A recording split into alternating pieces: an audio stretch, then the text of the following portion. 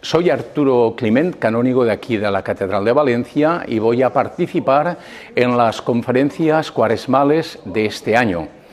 El martes día 4 a las 7:30 de la tarde en la Capilla del Santo Cáliz. Y el tema que me han asignado es la presencia de Jesucristo a través de la palabra y a través de la Eucaristía. Y voy a partir de ese episodio precioso de Emaús, cuando Jesucristo se aparece a estos dos apóstoles, discípulos que vuelven de Jerusalén a su aldea y van pensando y calibrando lo que ha ocurrido, el fracaso de su maestro, que ha muerto, lo han crucificado y ya está. Aunque algunas mujeres han dicho que ha resucitado.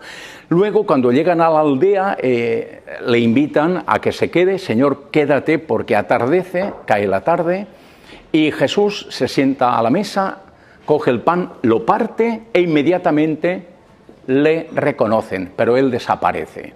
Han tenido una gran catequesis durante todo el camino, les ha hablado desde Moisés hasta la figura de Jesucristo y su obra y su misión, y luego ya el partir el pan, la Eucaristía. Pues ese es el tema que yo les voy a exponer en esta conferencia del martes 4 de abril a las 7:30 en la Capilla del Santo Cáliz de la Catedral de Valencia. Yo les invito a participar en estos 4 días, creo que es una gozada, van a disfrutar y sobre todo van a llenarse de ese espíritu que debemos de vivir todos ya al final de Cuaresma, a la puerta de la Semana Santa, la gran semana de los cristianos.